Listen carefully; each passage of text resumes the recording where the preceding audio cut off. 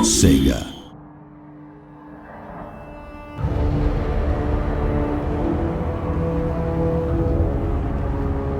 Hello, good evening, and welcome to the latest Total War Warhammer campaign walkthrough video. Today we're going to take a snapshot of a campaign we've been playing as the Empire, and the usual caveats apply. We're still a good 2.5 months from launch, and well into balancing and polishing.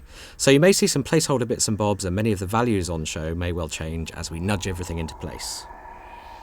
Okay, so we're 71 turns into the game here, and as you can see from the overview map, we own the full provinces of Reichland and Middenland. We started by conquering Reichland, and we've recently taken the 3 regions of Middenland from the faction of Hochland, who just weren't playing ball diplomatically, which frankly is their loss. In terms of our immediate neighbours, we can see that Bretonnia has been rather badly ganged up on and pretty much taken out of the picture.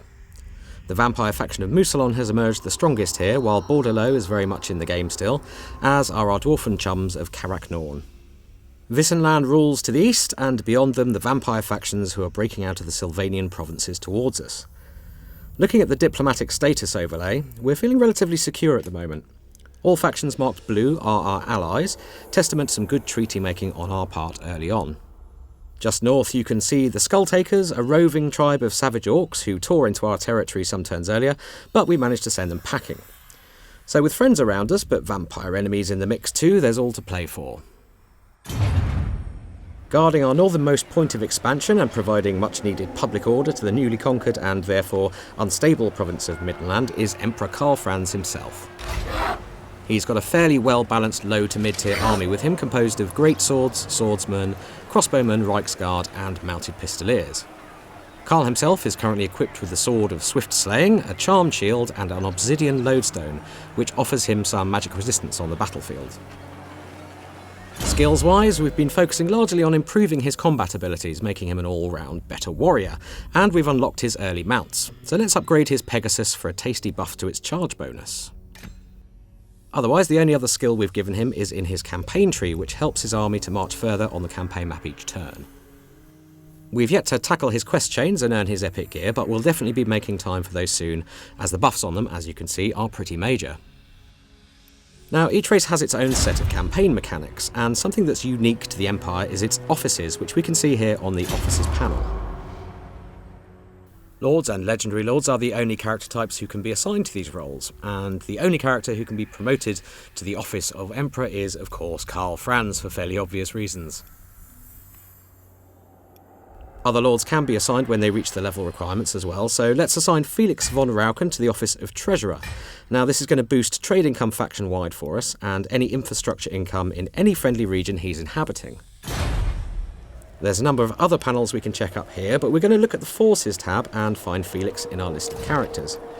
So there he is, and we can see his new title has been added to his name. In fact, let's rename him to something a little more befitting his new station in life.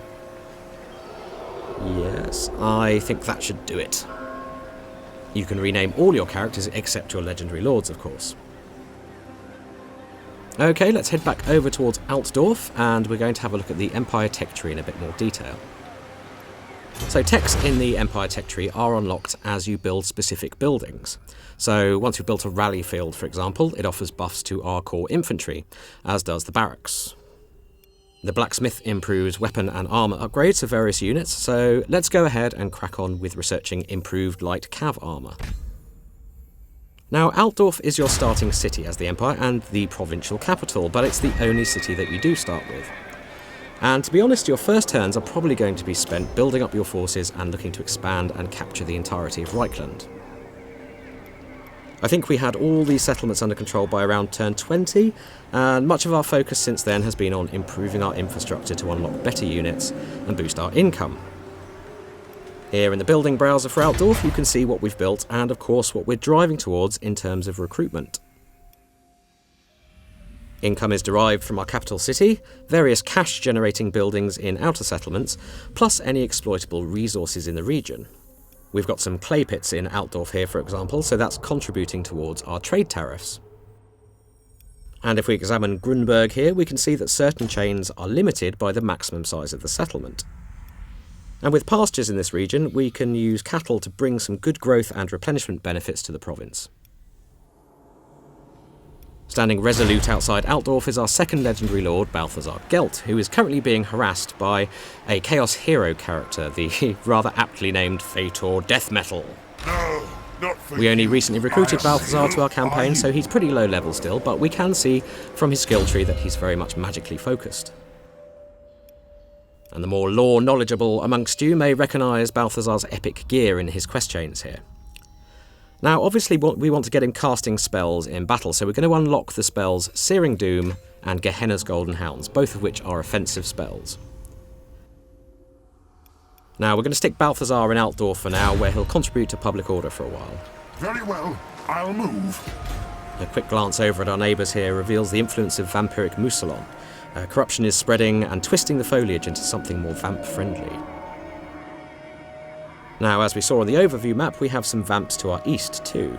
And in fact, our mid-term game plan here is to keep our local loyalty solid, so we have some friends to call on if things start getting a bit too bitey on the borders. One last stop on our brief tour then, and we're going to head northeast, where we have one of our Empire Captain heroes on an exploratory mission towards the Chaos Wastes. Now? Rupert Sunscryer here is making good progress into uncharted lands, and he really isn't that far from the Chaos Wastes now. And the mere presence of chaos is starting to twist the land as well, and just north of Rupert here we can see just how that's happening. Black rocks are rising from the stony earth, lava flows are opening up, and arcane artefacts are beginning to appear. Add in the bitter weather up this way, which only gets worse the further north you go, and you're looking at a pretty inhospitable and attritional landscape. Okay, that's all for now. We hope you've enjoyed this gameplay snapshot, and do keep tabs on our social media channels for more campaign and battle videos coming your way very soon.